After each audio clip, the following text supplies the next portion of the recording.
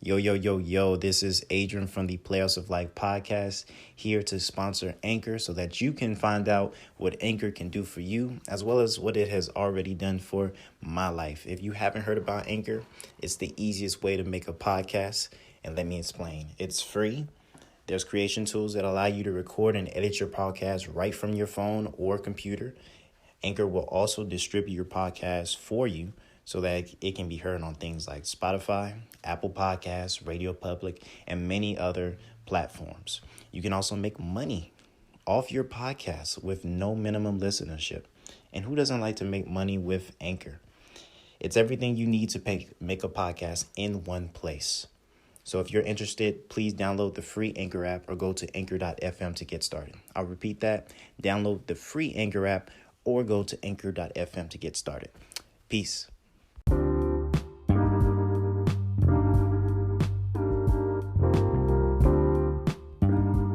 Yo, what up, podcast people? This is your host, Adrian Hatcher of the Playoffs of Life podcast, and we are back for another episode.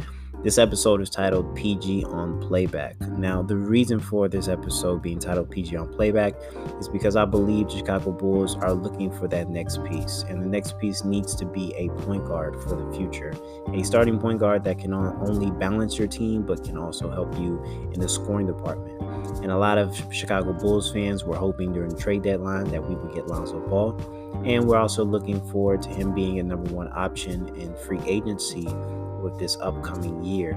But I believe there is a better and more secure option out there. And his name is Spencer Dinwiddie. And you may be thinking, okay, Spencer Dinwiddie's been injured. And yes, he has been for the Brooklyn Nets. He only played 3 games this season before going down with an injury. From the research I've done, his injury hasn't been too serious.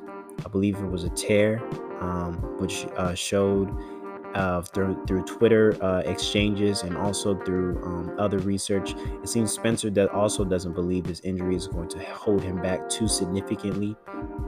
And he's also been posting videos of his workouts as he comes back from this injury, with the belief that he can come back and help the Brooklyn Nets make a championship run.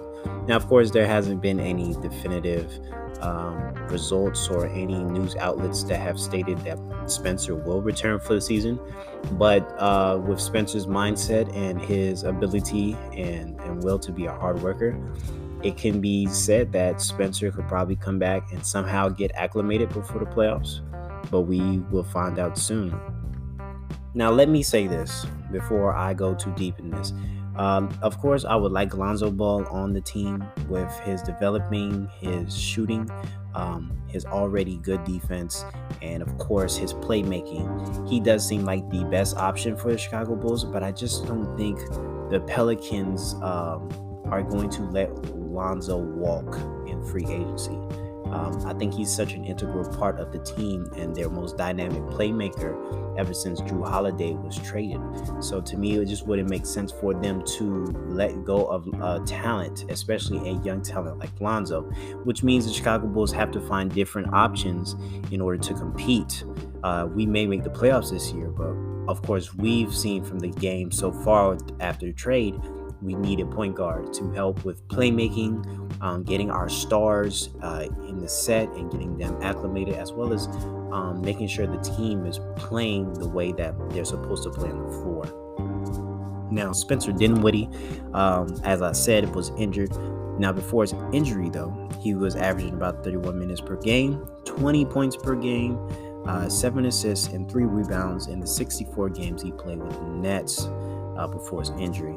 Throughout his career since 2017, he has played more than half of his NBA season games.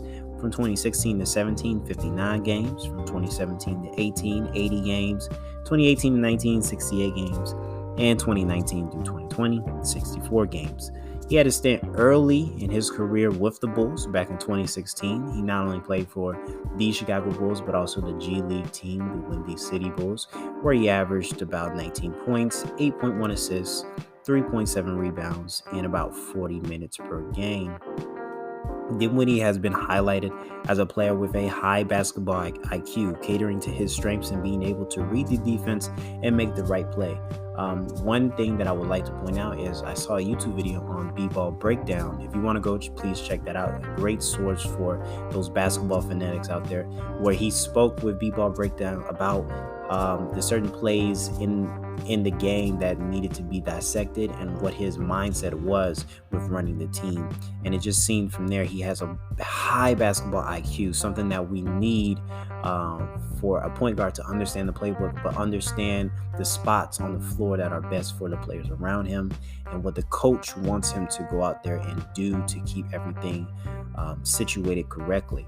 He's also known as a hard worker. Even with the injury he's experienced a couple of injuries throughout his college career as well as his NBA career. And each time he has come back better and better, which makes me think Spencer has the acclimate and the determination to be a starting point guard in this league.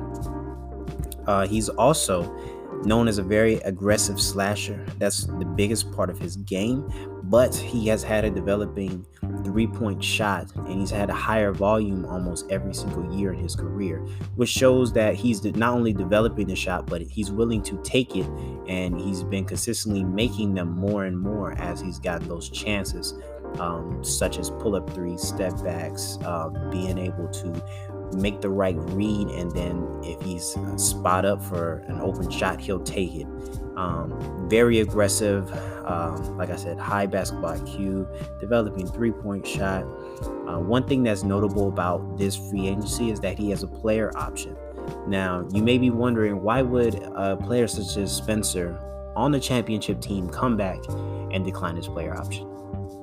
Depending on how the Brooklyn Nets work out this year, whether they win a championship or not, Spencer Dinwiddie is going to have a reduced role. And from what I've seen and heard from certain players and just videos that I've seen, Spencer just doesn't seem like the type of player that wants a diminished role. He wants to be on the championship team, but contribute to the fullest.